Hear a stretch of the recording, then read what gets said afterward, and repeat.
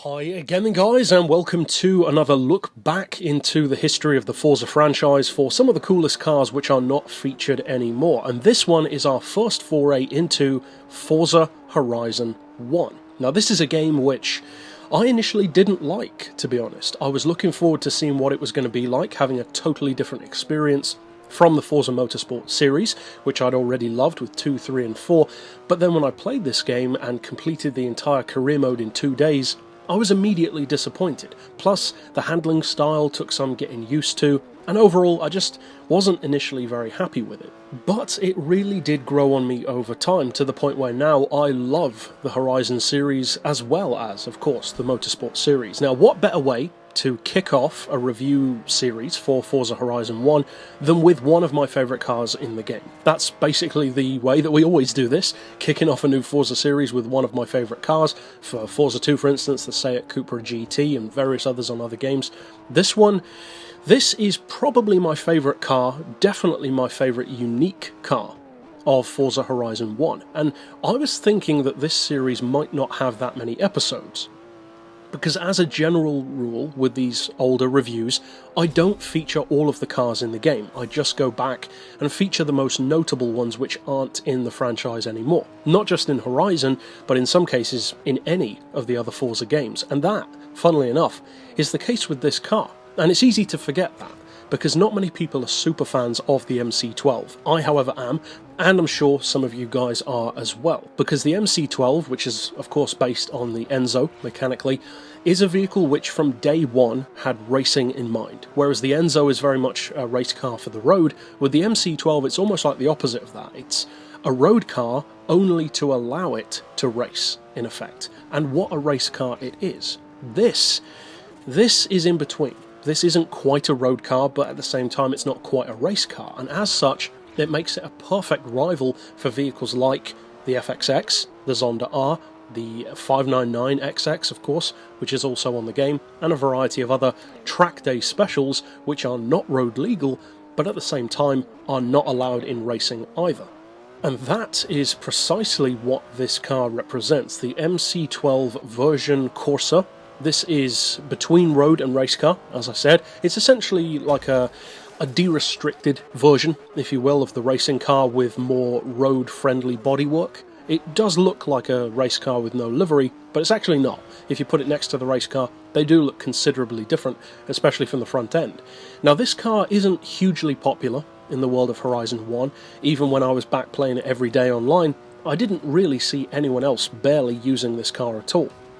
Because of course it's in the R1 class, 974, so it is one of the highest cars in the game in terms of its PI level, even as standard. The engine is a 6 litre, a V12 of course, mid-mounted, rear-wheel drive, all the kind of stuff that you would expect, but it's got a whole lot more power than a standard MC12 has. 744 horsepower and 546 pound-feet of torque. Now you put that into a car that weighs 1150 kilos, which is what this one weighs, which is essentially the same as a GT1 race car, and you've got yourself potentially a monster, especially given how good the MC12 already is. Now when you combine that power with that pretty low weight as well, the horsepower per tonne really does benefit from that. 647 horsepower per tonne is serious territory. That is well beyond a Bugatti Veyron's power-to-weight ratio, and the potential for this as an all-rounder even is pretty high. Top speed you probably wouldn't assume is all that great, because it does of course have a huge amount of downforce, but for at the very least acceleration and cornering ability, it's got a ton of potential, given that that's exactly what it's designed for.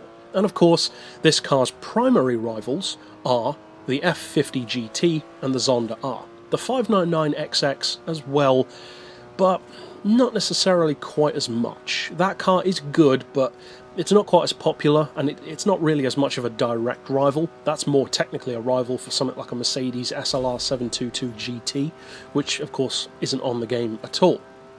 However, the F50 GT from Ferrari is a way more popular car than this one. And it's not difficult to see why. It's a lot lighter, it's slightly more powerful, it's certainly a more eye-catching machine, whereas I would say this is a prettier machine, and the F50 is a widely loved car anyway, because although it's not a unicorn, it's one of those supercars which whenever it's on a game almost feels like one.